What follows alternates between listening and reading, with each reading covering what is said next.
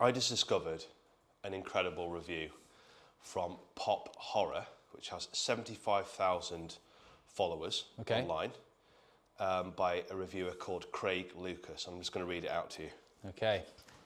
So, are you ready for this? I'm looking forward to this. A review of Black Daruma. The Watts Brothers Black Daruma review. Found footage movies have become a dime a dozen in the same rank as the zombie explosion. Several stand out, but most just fade into repetition. It's a tricky subgenre because you can do only so much. Found footage also blurs the line between reality and imagination, and most times they don't do it interestingly. The Watts Brothers turned the found footage repetition into chaos.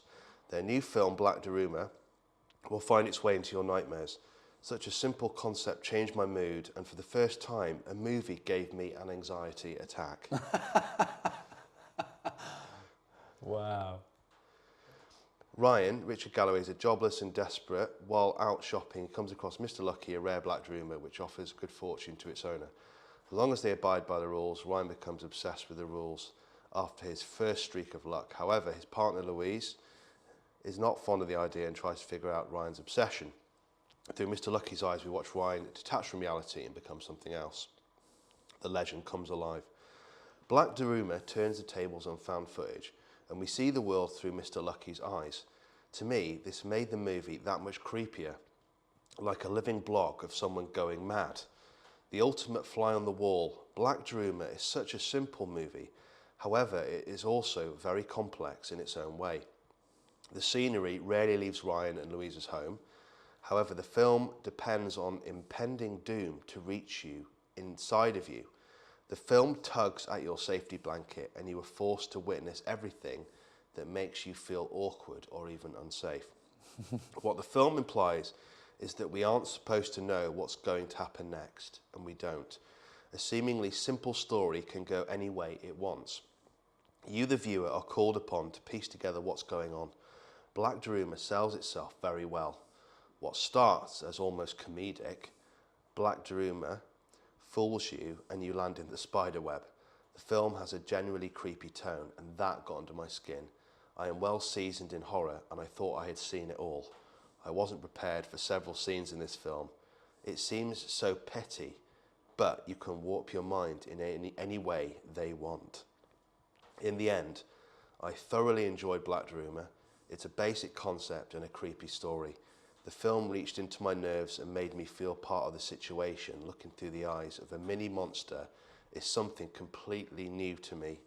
Another selling point is that the movie is based in the UK, and I normally find UK-based horror to be dull and pointless. I can eat up my personal preference in this film because, in all honesty, it could be Swedish and it would reach me in the same way. Black Daruma takes us to a place that is brightly lit and bubbly, and then takes that place and flips the table. In this film, even the daytime is pretty terrifying. Nothing scary even has to happen. It's the tone and the chaotic moments that kept me interested. I would suggest this movie to anyone. Take what is barely over an hour long and see how much magic the Watts Brothers pulled off. You can stream the movie free on Found TV by clicking here. Don't say I didn't warn you. Wow, that's great. That is a fantastic There's loads of amazing stuff in there. Yeah, and that's from a guy who says online that he's got 35 years experience in immersing himself in horror. Wow, yeah. That's from someone who knows the genre. Yeah. So, I mean, how does that make you feel? Yeah, you always hope as a filmmaker that you will resonate with people, authentic fans, not just your friends and family who kind of tell you what you want to hear, but you always dream that your film will find its way out there, and that people you don't know, particularly people who know the genre you've aimed at, will talk about it and will comment on it and find, you know, interesting things to analyse about it. And the fact that he's enjoyed the tone of the film, which was really important, you know, that blend of comedic, horror, psychodrama, you know, has really worked for him, is great and a real encouragement, because that's really what the film was trying to do.